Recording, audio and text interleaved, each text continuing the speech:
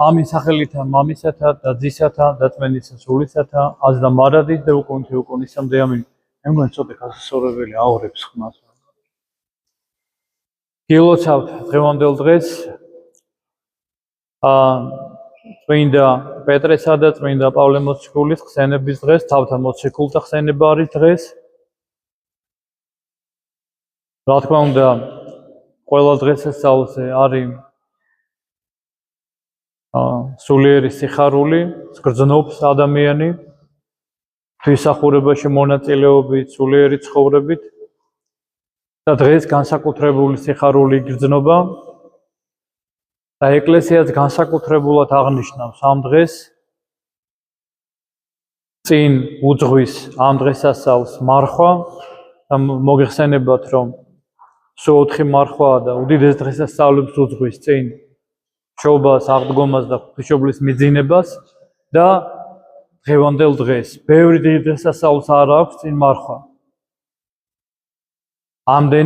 ამდენად უაღრესად დიდ მნიშვნელობას ანიჭებს აი ამ მოციქულთა ხსენებას, მათ 8 წელს. წმინდა ეკლესია. რადგან ეს არის კაცობრიობის ისტორიაში ერთ-ერთი უდიდესი წმინდანები, უდიდესი ჭურჭელი სულისა წმინდისა. მოგესალმებათ, ადამიანი არის ჭურჭელი ღვთისა, ღვთის ხატად შექმნილი, რომელიც ეშმაკის მანქანებით გადაიქცა ეშმაკის ჭურჭელად. ესეც ხდება, იმიტომ რომ თუ ბოროტების კულტივაციას განახორციელებს ადამიანი აღივსება ბოროტებით და მიუხედავად გარეგნული მდგომარეობისა ადამიანის ასეთ ადამიანზე უფრო უბედური ადამიანი დედამიწაზე არ არსებობს, რომელიც საკუთარ ცხოვრებას საფუძვლად დაუდევს ბოროტებას. თქვენ გონიათ ბოროტება რაღაცა აუცილებლად საშინელება უნდა იყოს? საშინელება არის თავისთავად, მაგრამ ეს ბოროტება ჩუმად მოძრაობა ადამიანში. უღმერთობით, ურწმუნოებით, სახარების უარყოფით, საკუთარი მეს კულტივირებით, ეგოისტური პრინციპებით ცხოვრებაში მოწყობით, ულოცველობით, უგრძნობელობით. ჩვენ ლოცვაში ვკითხულობთ ივანე ქროპირის ლოცვა, რომელიც იკითხება საღამოს და დილით, შემიძლია ღმერთო გულქვაობა და უგრძნობელობა. შენ შეიძლება გქონდეს რაღაცა წმენა, მაგრამ გულქვაობა და უგრძნობელობა. ვის მიმართ გულქვაობა და უგრძნობელობა? ღვთის მიმართ. ესე იგი შეიძლება ადამიანმა იცხოვრო და გულქვაობა და უგრძნობელობა ქონდეს. ყველაფერი იყოს მექანიკური, ყველაფერი იყოს გარეგნული და რა თქმა უნდა, ბოროტების ტალღები ადვილად აიღებს ამ ციხესიმაგრეს. და როდესაც საბოლოოდ ადამიანი გახდა ჭურჭელი ეშმაკისა, აი მაშინ მოვიდა მაცხოვარი და თავისი ხელმწიფება, თავისი მადლი, თავისი სისავსე, სიბრძნე, ძალა მისცა თავის მოწაფეებს, მოციქულებს და მოციქულებმა საკუთარი თავი და ადამიანის ბუნება აღამაღლეს ისეთ მწვერვალს, რომელიც საკაცობრიო ისტორიაში უდიდესი წმინდანები ყოფილა, მაგრამ არასდროს არ ყოფილა ასეთი სიმაღლე ადამიანის სულიერი მდგომარეობისა. პავლე მოციქულის სიტყვებით რომ ვთქვათ, რომელიც დღეს წავიკითხეთ ჩვენ და ეს არის საოცარი ნაკვეთი კორინთელთა მიმართ ეპისტოლე. გია კითხულობდა, თუ მოусმინეთ თქვენ არ ვიცი, იმიტომ რომ გართულები იყავით სხვა უფრო მნიშვნელოვანი საქმეებით. გია მარტო კითხულობდა, მე მგონი და რამდენიმე კაცმა თუ გაიგო საერთოდ რა ეწერა იმაში. აი ხა თუ გინდათ გეტყვით, შეგეკითხებით რა ეწერა და თუ მეტყვით რომელიმე. ერთ აბზაცს თუ მეტყვით. აი ეს არის ჩვენი მსახურება. და იქ პავლე მოციქული ამბობს, რომ ვიცნობ ადამიანს, მეორე პირში ამბობს, ვიცნობ ადამიანს. რა თქმა უნდა, საკუთარ თავზე არ წერს. რომელიც არ ვიციო, ხორცში იყო თუ უხორცო თუ წარმოიდგინეთ რა მდგომარეობაში იყო, რომელიც მესამე ცაზე აღიყვანა ღმერთმა და მოანახულებინა სამოთხეო. ესე იგი ადამიანმა, აი ჩვენაირმა ადამიანმა, ჩვენაირ მდგომარეობაში, დაცემულობაში, ადამიანის ცოდვაში, 1000 უსჯულოება ჩვენს გარშემო, 1000 ურწმუნოება, 1000 წინააღმდეგობა ჩვენ თავში, აი ამ ადამიანმა ეს ყველაფერი დაძლია ღვთისმადლია წყალობით და აქვე ამ ქვეყნიურ ცხოვრებაში ნახა ის, რაც მარადისობაში უნდა ნახოს ადამიანს. და აი ესეთი სიმაღლე მიცა ამ მოციქულებს პეტრესა და პავლეს. ამიტომაც აღნიშნავ ჩვენ. იმიტომაც რომ არ დაგვავიწყდეს ვისი გორისანი ვართ. ჩვენ ვართ ქართველთა შთამომავლები, სხვადასხვა კუთხის წარმომადგენლები, მაგრამ ჩვენი მთავარი ღირებულება, ჩვენი მთავარი მემკვიდრეობა, ჩვენ ვართ ქრისტიანთა გორის ხალხი. წმინდა პავლე და წმინდა პეტრე მოციქულის შთამომავლები, სულიერი შთამომავლები. და რა თქმა უნდა, მთავარი ჩვენი ღირებულება არის მათი გზით ცვლა, მათი ცხოვრებით ცვლა. იმიტომ რომ ნახეთ რა საწაიყვანა ამ ცხოვრება, მათმა ცხოვრებამ მიიყვანა ისინი ყველაზე უმნიშვნელო ღმერთთან ერთობასთან, ღმერთთან შეხვედრასთან. ესე იგი, მამები ამბობენ, თუ შენ ცხოვრებაში, ხორციელ ცხოვრებაში ღმერთს ვერ შეხვდი, ესე იგი ჯობდა არ დაბადებულიყავი საერთოდ. და თუ შენ შეხვდი ღმერთს, და რა თქმა უნდა, ფიზიკურ შეხვედრაზე არ არის ლაპარაკი, ეს არის სულიერ განწმენდაზე, განათლებაზე, სულიერ მისტიურ შეხებაზე ღმერთთან, მაშინ ვინც არ უნდა იყოს შენ, მნიშვნელობა არ აქვს, რომელი ფენის წარმომადგენელი, საერთოდ უღარიბესი ადამიანი რო იყო, შენ ხარ უდიდესი ადამიანი, რადგან შენ ყველაზე მნიშვნელოვანი, ყველაზე მთავარი განახორციელი. ღმერთთან ერთობა, შენი სულის მარადისტობასთან შეუღლება მოახდინე. რა თქმა უნდა, ჩვენც გსურს, რომ მათ კვალს გავდგეთ, გავყვეთ და რა თქმა უნდა, ყველაზე მნიშვნელოვანი, რაც ამ მოციქულთა ცხოვრებაში და სწავლებაში ის უნდა გვეპყრას, არა?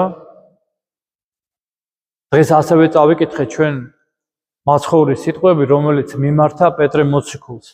სიმონ ბარ იონა, ანუ სიმონი ერქვა პეტრე მოციქულს და მაცხოვრმა დაარქვა კლდე. შენ ხარ კლდე და ამ კლდესაზე და აღვაშინო ეკლესია და ბჭენი ჯოჯოხეთისანი ვერ ერეოდნენ მას.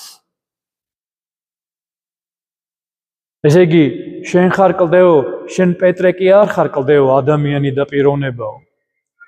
იმიტომ რომ ჩვენ ვიცით პეტრე მოციქულს როგორი დაცემა მოდა, მთელი ცხოვრება ტიროდა, მთელი ცხოვრება წინააღმდეგ ჰქონდა. არამედ შენი აღმსარებლობა არის კლდე. რა აღმსარებლობა? ამის წინ პეტრემ უთხრა ქრისტეს, შენ ხარ და ვინ ვარო მეო? ეკითხება მოციქულებს, ზოგმა თქვა წინასწარმეტყველი, ზოგმა იგი წინასწარმეტყველი, ზოგმა იერემია, ზოგმა ესაია, ვინ ვარ მეო? და პეტრე მოციქული მაშინ ამბობს, ეს არის აღმსარებლობა ეკლესიისა, აღმსარებლობა ახალი აღთქმისა, რომ შენ ხარ ქრისტე, ძე ღვთისა ცხოველისა.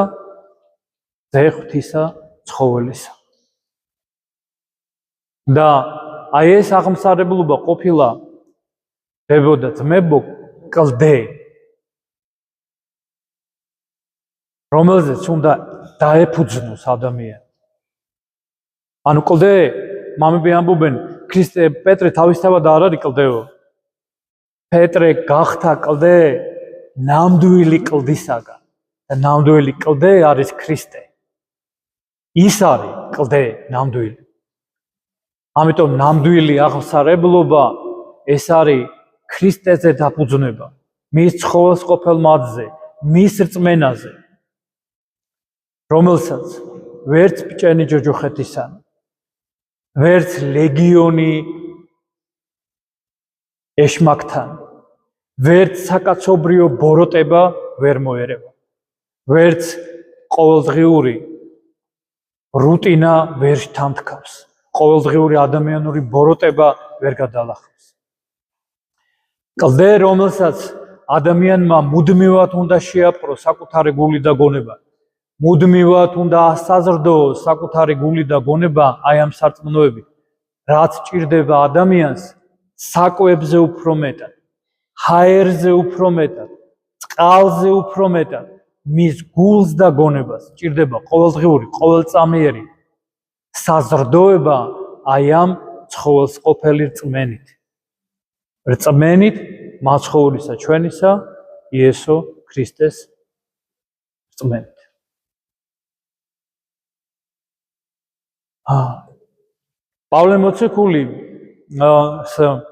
პავლე მოციქულის და მეორე სათნოება ჩვენ თქვით, ეხლა მეორე სათნოება, რომელიც პავლე მოციქულისგან უნდა ვისწავლოთ, მას სიყვარულის მასწავლებელს უწოდებენ, იმიტომ რომ ჰიმნი სიყვარულის, რომელიც პავლე მოციქულმა დაწერა, ასეთი არც ერთ ადამიანს მსოფლიოში არ დაუწერია.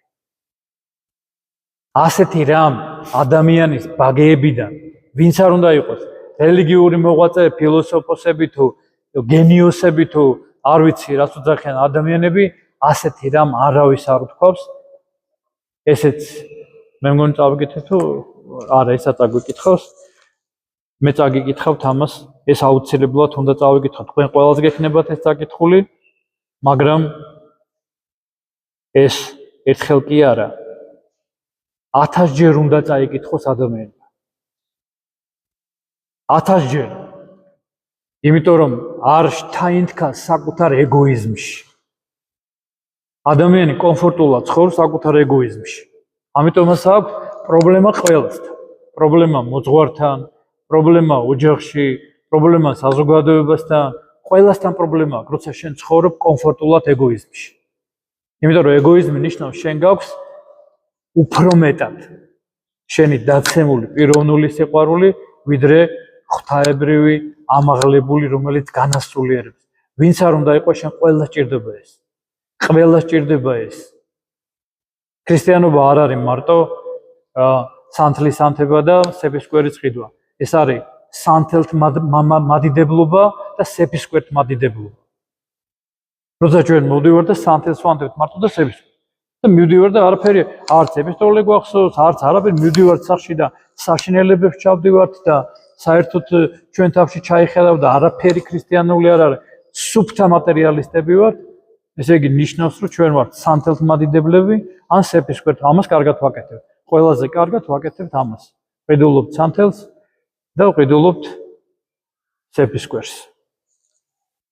და ნახეთ კაცთა და ანგელოზს და ენებზეც რომ მეტყველებდე, ანუ კაცთა და ანგელოზთა ენებზეც რომ მეტყველებდე. და სიყვარული თუ არ მაქვს, ხოლოდ რვალი ვარ მოჟღრიალე, ხოლოდ წკრიალა წინწილი. წინასწარმეტყველების მადლიც რომ მქონდეს, ვიცოდე ყველა საიდუმლო და მქონდეს მთელი რწმენა, ისე რომ მთების დაძვრა შემეძლოს, სიყვარული თუ არა მაქვს, არა ვარ. მთელი ჩემი ქონება რომ გავიღო გლახაკებისათვის და დასაწველად მივცე ჩემი სხეული, სიყვარული თუ არა მაქვს, არას მარგია არაფერი. სიყვარული სუგრძელია, კეთილმოწყალე, სიყვარულს არ შურს, არ ქედმაღლობს, არ ზვაობს, არ უკეთურობს, არ ეძებს თავისას, არ მრისხანებს, არ იზრახავს ბოროტს, არ შეხარის უსამართლობას, არამედ ჭეშმარიტებით ხარობს. ყველაფერს იტანს, ყველაფერის წამს, ყველაფერის იმედი აქვს, ყველაფერს ითმენს. სიყვარული არასდროს არ გადავა. აი ეს არის სიტყვები პავლე მოციქულისა, რომელიც არის ჰიმნის სიყვარულისა და ქრისტიანობის ერთ-ერთი უმნიშვნელოვანესი ჰიმნი. ამიტომ დებოდა ძმებო, ჩვენც რომ დავდგეთ ამ გზაზე არა ნომინალურად, არამედ რეალურად, ჩვენც რომ გქონდეს შეხება ღმერთთან, რისთვისაც ვართ მოწოდებული და რისთვისაც არსებობს ქრისტიანობა, რისთვისაც დავდივართ ტაძარში, რაც გვანიჭებს უდიდეს ძალას და სიხარულს, რაც გვანიჭებს იმედს, როგორცო ორბი განახლდებაო, ისე განახლდება სიჭაბუკე ჩემიო. ასე განახლდება თუ ამ გზაზე დგას ადამიანის ცხოვრება, მისთვის არ არსებობს სიბერე, არ არსებობს დაბერება. ის მარად ახალგაზრდა, მარად ძლიერია, მარად ისწრაფეს ღვთისაკენ, მარად მხნეა, მარად მებრძოლია. და ასე რომ მიცხოვროს ადამიანმა, ჩვენ გვჭირდება აი ეს ორი უმნიშვნელოვანესი მცნება, ორი მოციქულისა. რწმენა, როგორც ყველაზე დიდი სათაყვანებელი და ჰაერზე უფრო მნიშვნელოვანი მაცხოვრისა და ეს არის ცხოვრებაში გამოიყენოს სულიერი სიყვარული ღვთისა, მოყვასისა და რა თქმა უნდა საკუთარი თავისა. ღმერთმა დაგლოცოთ, ღმერთმა გაკურთხოთ, გილოცავთ კიდევ ამ უდიდეს დღესასწაულს, ამ უდიდეს მათს, წყალობას და მოციქულთა თავთან მადლი და წყალობა შეგვეწიოს ჩვენს ოჯახებს, ჩვენ სამშობლოს და ყოველ მართლმადიდებელ ქრისტიანს.